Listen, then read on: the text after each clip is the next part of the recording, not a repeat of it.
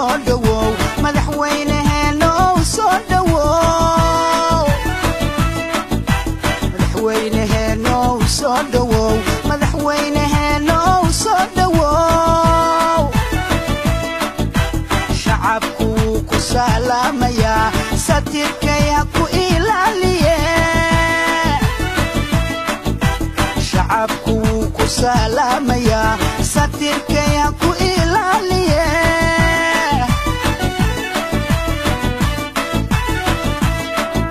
سعد القرحان يو سناني عدالة بان سعد القرحان يو سناني عدالة بان أما ودا سوغيناي سلدينكاغو وشرفي سهانكاغو وقولي سعدالكاغو ونبدي سفركاغو وغيري يسماك برواقادي صدوا مدحوينهنا صدوا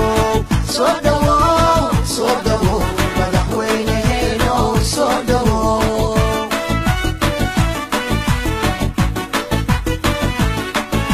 مكان سنة بدن سلعيو دبسو مريي مكان سنة بدن سلعيو دبسو مريي أدقي كسوغيانو كوسعبتو مياني أدقي كسوغيانو كوسعبتو مياني صدوا مدحوينهنا صدوا مدحوينهنا صدوا runtii si dawladda waxay runtii aad iyo aad ugu faraxsanahay madaxweyne adiga iyo wasiirada iyo dhabaanada ku soo dhawaada dhabaanadii gobolkan laga doortay oo dadkii sare madaxdii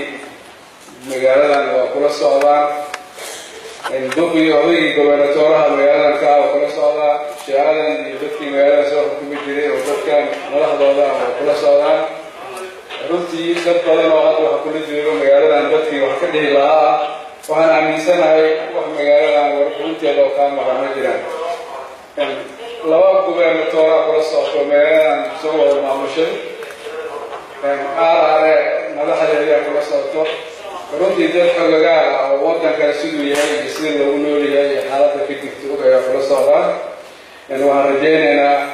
dadkan baahida maanta ay qabaan oo ugu daran madaxweyne ay u ooman yihiin waa dowladnimo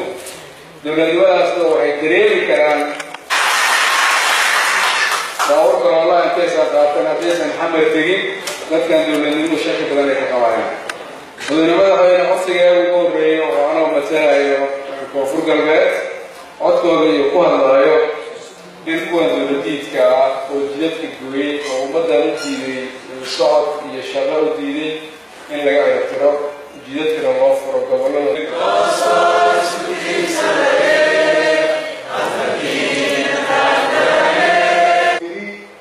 رجالي نوعية يعني هنا واحد كاهدين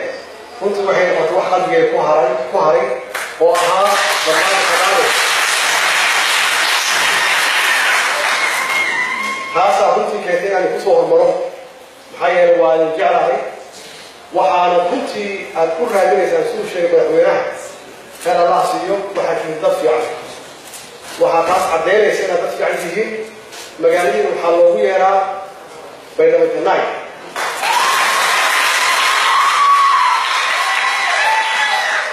بينما الجناي معناه الله مجالين وضدك في عام ضدك دول المغربة ضدك وراء أو ضدك صوب ما في صور ويسير ما في صور ويسير إن شاء الله تاسم وحويه وحتكون هذه السنة ودول المو وحتكون دول الجعل دول الواقع أنا وحي تحيي حي الجنود وفركنت أمامك إيوه ولا نولا شاح أنا واحد يقفل الإنسان ودول المدرس وهو الرئيسه إن جيت فروق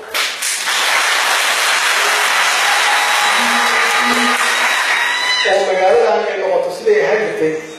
وضد كسور ويساس وفي المجناية إن شاء الله حوش وهو الرئيس عن كشف غيره إلى تاس مقطع وعن رأس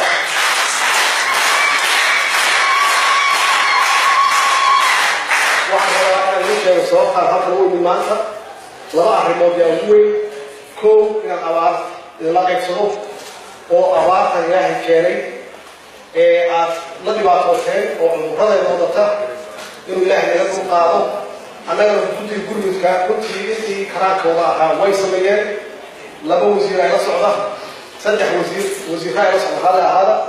2 wasiir muddo bilgudeedii 2 jeer kusoo noqdeen taas waxay caddeynaysaa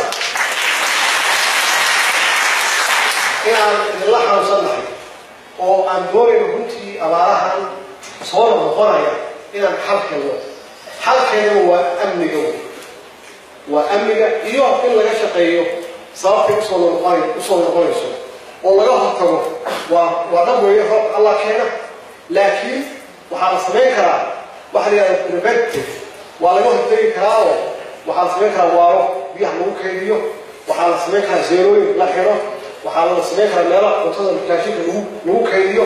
oo waqtigaan oo kale waxaa la samayn karaa meel daawooyinka lagu kaydiyo waxaa la samayn karaa maxaan ku rahdaa kaabayaashii caafimaadka iyo meelihii caafimaadka in la hormariyo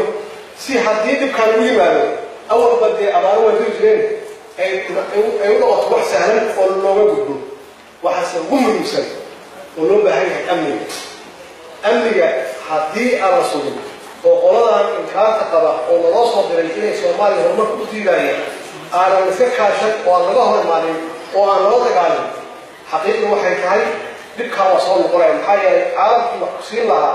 oo gacan ku siin lahaa iyo dowladdii xoogsan lahayd oo dadkeeda kaalmeyn lahayd waa ogyaansan tahay maxaa yeelay meel isu maraayan malaha iyaguna waxay u taagan yihiin nolosha inay loo diidaan horumarka inay loo diidaan taasna runtii waxaa looga hortegi karaa idinkoo sidaad awalka yeeli jirteen dowladdiina taageera oo garab istaaga oo gacan siiya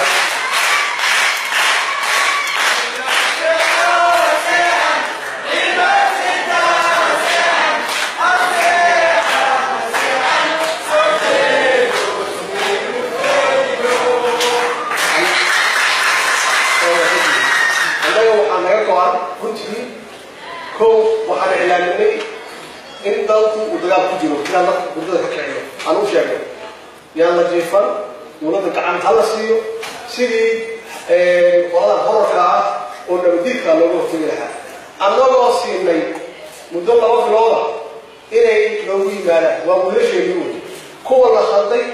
oo la marin habaabiyey inay noo yimaadaan si aan waxbarasho hadday tahay hadday shaqo tahay hadday ka dhaqan cilmi aan u siino ummadoodana aysan dhibaataynin oo aysan isku qarxin caalamkana aysan naga dinin taasna waa mida ku baaqnay laakiin waxaa muhiim ah in qof walba oo soomaali ah nabadgelyadan aan loo dayn ammaanka aan loo dayn dowladda keligeeda qof walba waa inuu ku dhiirado inuu qaato mas-uuliyadda dalkan in lagu soo dabaalo ammaan iyo amni waxayna ka go-an tahay annaga guud ahaan anagu waxaan idin tilmaamaynaa ama idin organize garaynaynaa sida ugu sahlan oo ah inaan ciidamo fiican qorno tababar siino raashinkoodii iyo noloshooda meel saarno caafimaadkoodii iyo fiilinka aan ka warqabno agabkii iyo qalabka u baahan yihiin aan u dhamaystirno discipliinna aan siino taasna ay tahay shaqadooda inay u dhintaan dalkooda laakiin keligood wax ma qaban karaan waa inaan